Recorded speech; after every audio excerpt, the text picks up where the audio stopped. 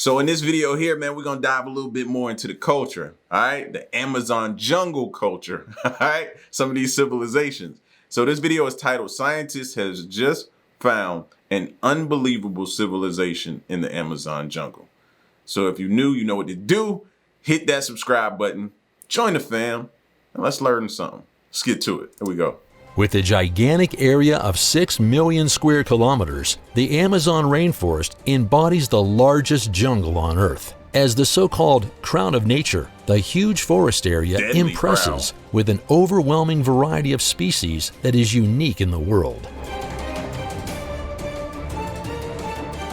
However, the jungle still hides countless secrets, the decoding of which will help to understand the development of human history more precisely than ever. You want to know how the experts recently managed to uncover the breathtaking traces of a mysterious civilization in the jungle? Then stay tuned until the end and make up your own mind. If you're liking these videos, be sure to hit the like button and subscribe for more great content. But with that, let's get started. Choqquequirao.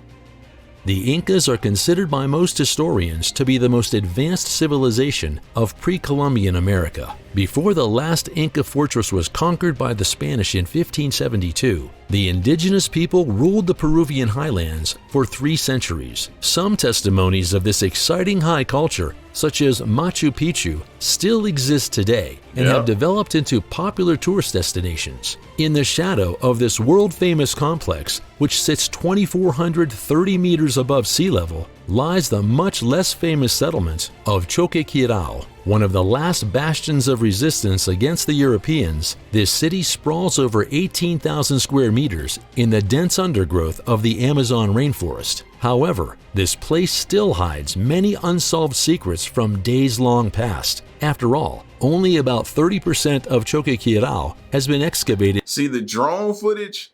The drone footage lets you know they were smart as far as where they built it, location-wise, making sure nobody wasn't creeping up on them. You know what I mean? You can see the walls from here. You can see how the structures were built and everything in isolation.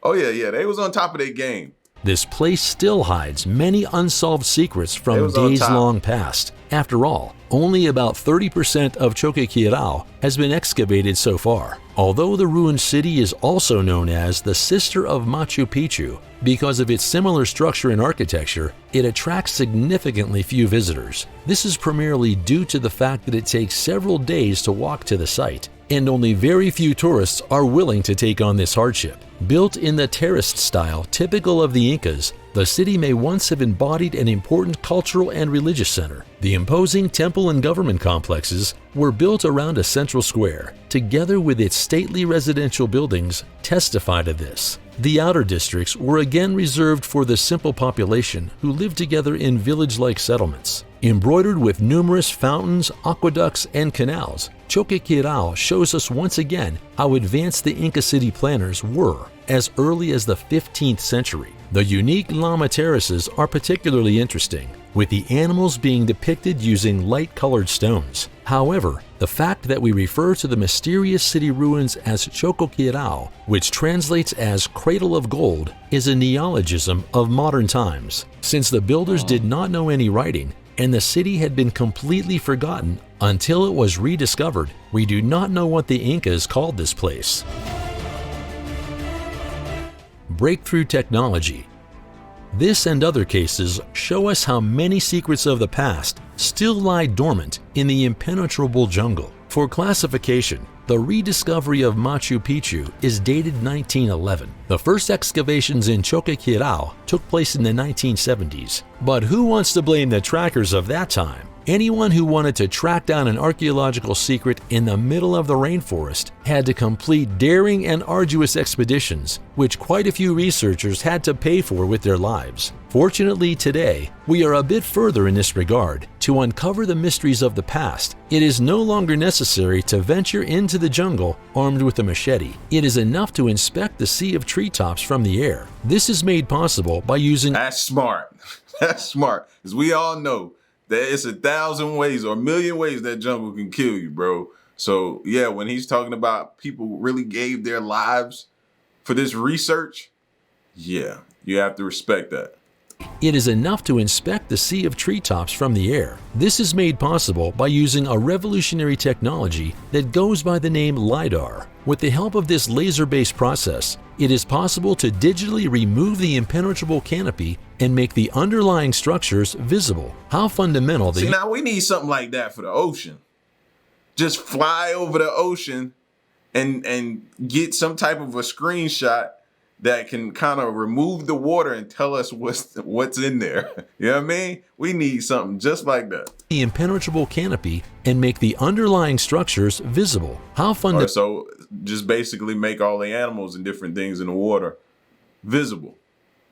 That's how we find Megalodon. The use of such technologies is to our historical understanding becomes clear when we consider how the lives of the indigenous people of America have been assessed over the decades. According to the misconception, before the Spanish conquerors attacked the continent, the Amazon basin was inhabited by only a few nomadic groups, who left the surrounding rainforest largely untouched. It only became clear much later that the jungle metropolises of the Maya were in no way inferior to structures of today.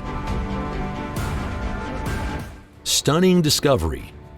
The LiDAR images in the Guatemalan jungle revealed the ruins of more than 60,000 residential buildings, palace complexes, road networks, and other structures that have been hidden for centuries. Before this discovery, even the most renowned Maya experts had not dared to dream that the indigenous civilization was completely networked. Accordingly, the evaluation of the images leaves no doubt that the dimensions and population density of the settlement systems of the time were massively underestimated. As part of the digital research project, more than 2,100 square kilometers in Departamento Petén have already been inspected. No other archaeological mission includes such a large LiDAR dataset. The stunning results prove that Central America once had a civilization roughly as advanced as the ancient Greeks or Chinese during its heyday, some 1,200 years ago. So it's high time that we finally bid farewell to the persistent notions of isolated, sparsely populated city-states. This is not only due to the discovery of hundreds of structures whose existence was previously completely unknown to us, but also to the ingenious road systems. Accordingly, the elevated roads serve the purpose of connecting the centers of urban agglomerations and quarries. Elaborate terrace systems and irrigation systems, in turn, allowed civilization to cultivate crops efficiently, thus feeding the hard workers who were transforming the natural world around them. Surprising findings. The achievements of the Maya are all the more impressive when we consider that, as far as we know, they did not use wheels or beasts of burden. Previously, in our western latitudes, the arrogant view held that it was simply impossible for an advanced civilization to thrive in the unforgiving tropics. Although LiDAR gives us previously unknown insights into the past, it will still take some time before we can put them together in a coherent overall picture. In this regard, archaeologist Francisco Estrada Belli states that it could take up to 100 years before we have analyzed and correctly assigned all the data sets. Still, that's still worth it though. Even if we don't, man, there's gonna be a lot of things we ain't gonna see in our generation that the generations to come are gonna benefit from the work that we put in. It's gonna happen. It's inevitable. You know what I mean? But imagine the information they're gonna learn and gain, and the breakthroughs of the answers to the questions that we have about their advanced technology. 100 years before we have analyzed and correctly assigned all the data sets. During the Classic period, which is dated from 250 to 900 AD, the Maya inhabited an area twice the size of medieval England. In the same breath, however, the population density of the Maya was significantly higher. Up until a few years ago, it was still estimated at around 5 million inhabitants. The new LiDAR datasets make a population of up to 15 million people no less likely. A large proportion of these may have lived in the swampy lowlands, rather than areas many experts had previously categorized as virtually uninhabitable. Structural masterpieces. Virtually all Maya cities were connected to each other by causeways. The striking width of the connecting routes suggests that they were regularly used for intensive trade. Raising the roads was also for a good reason. That way they could be used during the rainy season without flooding. Speaking of precipitation, in the corresponding region, the rain sometimes hits two extremes. Either veritable torrents downpour from the sky, or there is not enough precipitation. With the help of canals, dikes, and water reservoirs, the Maya managed to channel the spectacles of nature and make them usable for their civilizational purposes. Wow. Protective walls and looting. The discovery of numerous protective and defensive structures proved no less fascinating. See, this is what I was talking about earlier. You know they had them built. Them walls was there for a reason. You wasn't sneaking up on them, and they was prepared for whoever's coming from whatever angle.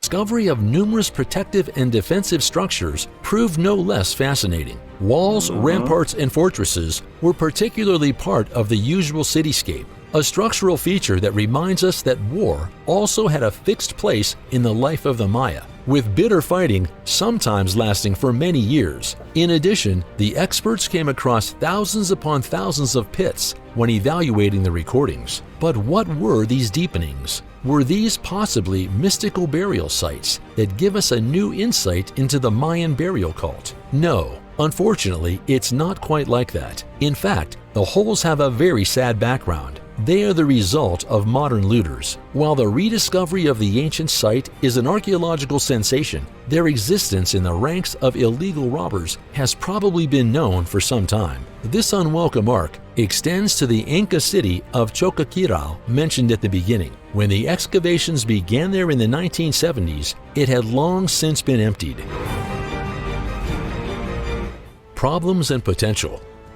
Unfortunately, looting is not the only human influence that makes the search for clues considerably more difficult. The increasing destruction of the jungle also poses an extreme problem. As more and more areas are cleared for agriculture or the construction of settlements, Guatemala loses over 10% of its forest area every year. Accordingly, the detailed reporting on the archaeological research projects should also help to create a new awareness of these sites worthy of protection from days long past. For years, generations of trackers have trudged through the forests without realizing what archaeological treasures lie dormant there. If we combine the data sets from Lidar and future technologies to form a coherent overall picture, we can not only look forward to revolutionary insights into the history of civilization in a specific region. In this way, we are also granted the privilege of looking at the jungle world, which is so mysterious for us, through the eyes of the Maya.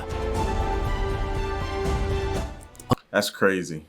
Some of the answers we've been looking for could have probably been found by now, but it's probably been destroyed. Now, you can't blame all of them because some of them didn't know and their hearts was in the right place and them trying to do things and different things, but some was just blatant destruction out there and just didn't care. That's what I take issue with. Uncontacted tribes. As mentioned briefly before, the Amazon rainforest not only served as a thriving home for humans many centuries ago, it continues to do so today. The experts agree that some of these indigenous peoples have never had any contact with the outside world to this day. Current estimates say there are over 100 uncontacted tribes in Brazil alone. However, the encounter between people from urban civilizations and isolated peoples always carries a high risk. On one hand, some tribes tend to violently defend their own ranks from invaders, but even the people— And if you don't want to end up staring down the pointy end of their spear, you'll leave them be. Leave them alone, man. Let them be. Ain't bothering you, don't bother them, and you'll remain safe. Some tribes tend to violently defend their own ranks from invaders, but even the peaceful establishment of contact is associated with the risk that dangerous pathogens are introduced into the most primitive of peoples, against which their immune systems are not armed. According to this, about 50% of the Nucoc tribe fell victim to such diseases, and the Akuro tribe in the northeast of the Amazon basin even fell victim to 80%. However, the devastating consequences of these coincidences would only be realized as the years passed. Up until the 1980s, the Brazilian authorities' strategy was to make direct contact as soon as a new group was discovered. Once the danger of the epidemics that had been brought in had been recognized, it is nowadays necessary to accompany the isolated peoples from a distance. For example, with drones, unnoticed. When we take a look at the turbulent past of many tribes, it becomes clear to us why many indigenous ethnic groups shy away from making contact with outsiders. In the past centuries,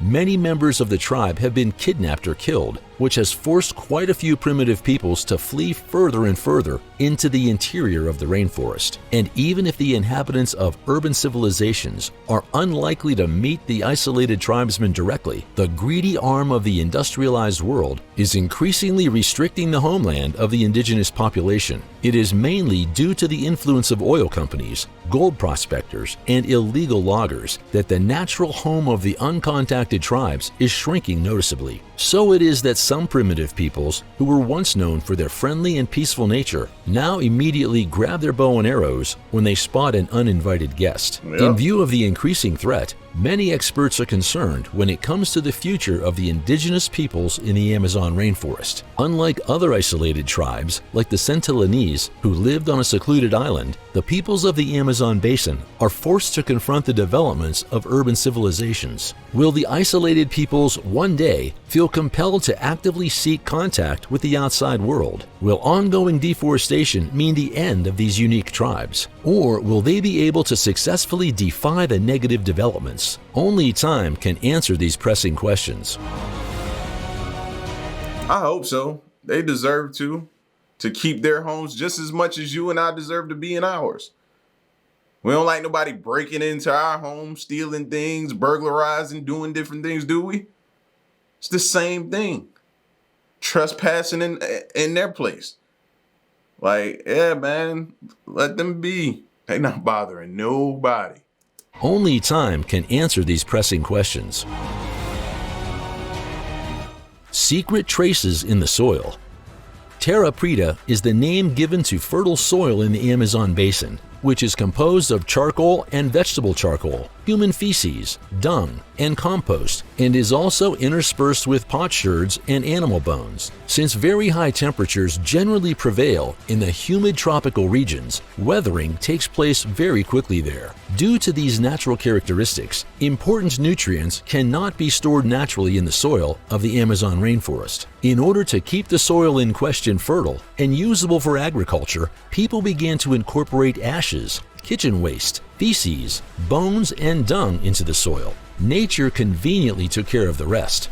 Animals and microorganisms living in the soil ensure that the organic substances are partially broken down, stabilized, and shifted into the depths. With regard to the fertility of the soil, Terra Preta quickly proved to be extremely efficient. These special soils are able to store large amounts of nutrients. Due to the typical dark color, Terra Preta is also called the Indian Black Earth Amazonia. For the local farmers who keep the soil fertile in this way, this approach has another advantage. They are not forced to leave the areas in question after a short time. A detailed analysis of Terra Preta samples again brought a surprising finding. Some of the examples. See, that reminds me of when I was younger and my pops, we used to go dig bait to go fishing, and get your little container, get back there, especially after it rained. We go right back out there and dig, get you some worms, and use those to go fishing with, man. Potsherds, which had Is that like a forgotten art nowadays? I don't hear too many people talk about doing that anymore. You just go buy them from the store, I guess. been mixed with the ground, could be dated back to the period between 450 BC and 950 AD. Until this study, experts had not realized that as early as 2,000 years ago, human civilizations lived in the thickets of the Amazon rainforest that were also capable of making intricate pottery. The fact that the relevant ethnic groups had also recognized how the potsherds could be used in addition to other substances to keep the soil fertile over a long period of time finally made the archaeological sensation perfect. So folks, and now we're interested in your opinion. What do you think about the exciting discoveries made in the rainforest?